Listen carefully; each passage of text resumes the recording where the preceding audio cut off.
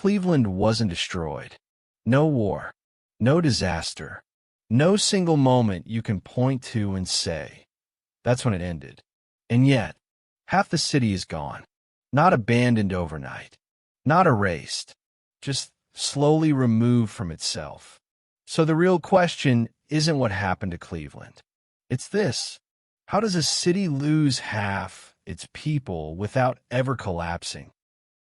When everything worked, at its peak, Cleveland wasn't just another American city. It was one of the most important places in the country. John D. Rockefeller built Standard Oil here. Factories stretched for miles along the Cuyahoga River. Steel, oil, chemicals, machine tools. Cleveland didn't just participate in the industrial economy. It helped define it. By 1950, nearly 1 million people lived here. 1 million. The city worked on a simple agreement. You show up, you work, and the system works back. Stable jobs, union wages, pensions. It wasn't glamorous, but it was predictable. The illusion of stability.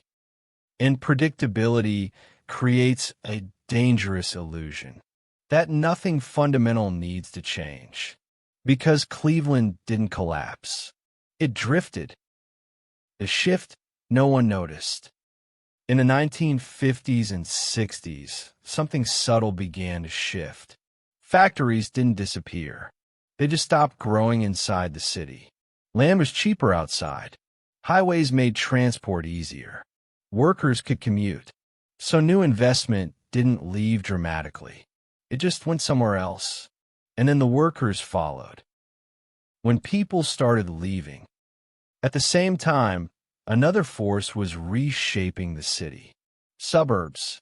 For many families, they offered something Cleveland no longer could. Space, new housing, distance from aging industrial zones, and crucially, access. Government-backed mortgages made suburban life affordable, but not for everyone. Redlining systematically excluded Black residents from those opportunities. So while white middle-class families moved outward, investment followed them. What remained was a city losing not just people, but its most stable taxpayers. A system that starts breaking. And here's where decline turns into a system. Because cities depend on density. Remove enough people, and everything becomes harder to sustain. Businesses lose customers. Schools lose funding.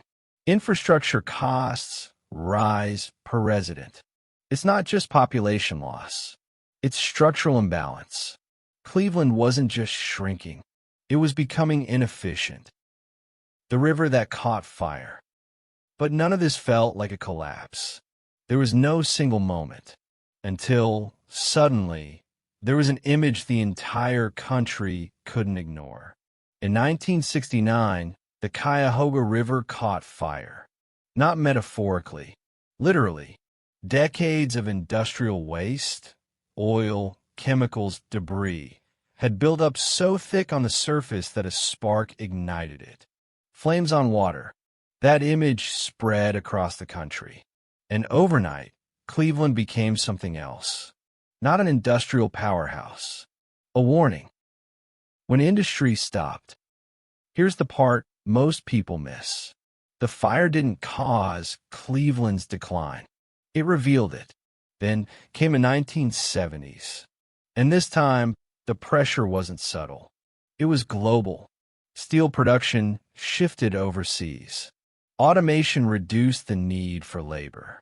American manufacturers struggled to compete. Plants didn't all close at once. They closed one by one, until it wasn't manageable anymore. The day the city defaulted. Between 1970 and 1980 alone, Cleveland lost nearly a quarter of its population. Neighborhoods emptied.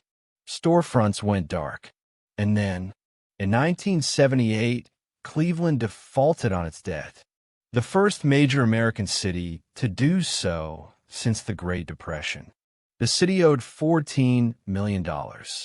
Banks demanded it sell its public electric utility. The mayor refused. The banks called the debt. And on Christmas Eve, Cleveland defaulted. The feedback loop. It wasn't just a financial event. It was a signal to investors, to businesses, to everyone watching. This wasn't temporary. And by now, the pattern was locked in. Less industry, fewer jobs. Fewer jobs, fewer people. Fewer people, less tax revenue. Less revenue, weaker services. Weaker services, more people leave. A feedback loop. Not dramatic, but relentless. A city built for more people. By 2020, Cleveland had around 370,000 people, down from nearly 1 million. That's not just decline. That's dismantling. Entire neighborhoods didn't collapse. They thinned out. Vacant lots where houses once stood. Schools closing not because they failed, but because there weren't enough students left. And here's the deeper problem. Cities are built to grow. Very few are built to shrink. What came back and what didn't? But this isn't a story about a city that disappeared. Because Cleveland didn't.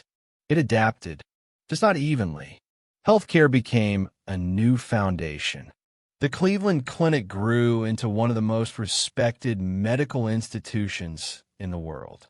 Universities expanded. And downtown came back. Smaller, younger, more specialized. In 2016, the Cavaliers won the NBA championship after 52 years.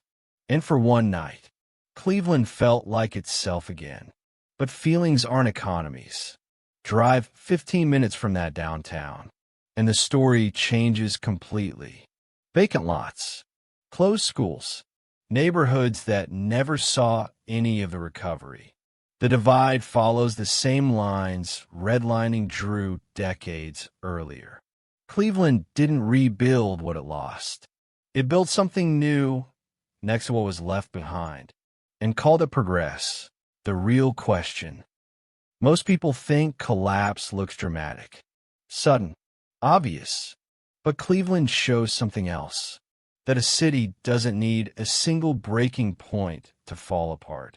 It just needs an economy that stops evolving, a population that finds better options elsewhere. In enough time, Cleveland lost half its people, and yet it's still here. If you want more stories about the cities, economies, and systems that shape the world, like and subscribe. The next one might already be happening.